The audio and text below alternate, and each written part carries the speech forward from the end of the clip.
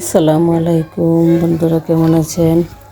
আজকে নিয়ে এসেছি একটি অন্য ধরনের একটি ভিডিও। তো ভাবলাম আপনাদের সঙ্গে শেয়ার করি। আমরা তো এগুলা কিনতে গেলে বাজার থেকে বা দোকান থেকে আনতে গেলে 5-6 হাজার টাকা, মিনিমাম 4-3 হাজার টাকা তো থাকেই।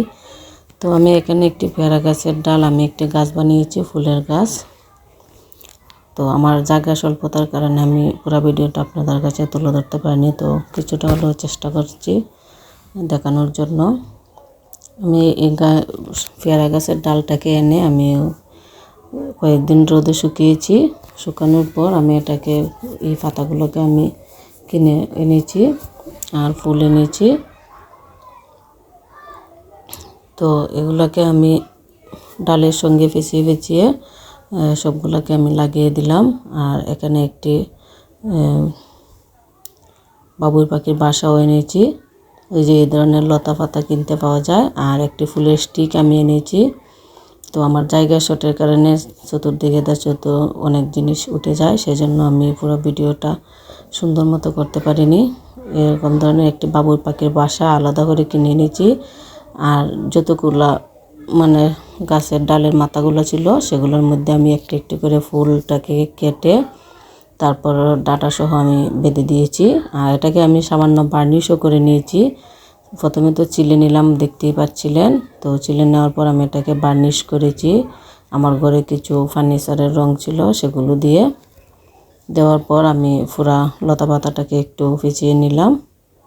পেঁচিয়ে নেওয়ার পর আমি এরকমভাবে ডালের সঙ্গে বেঁধে বেঁধে দিয়েছি। তো দেখতে কিন্তু বোঝা যায় না।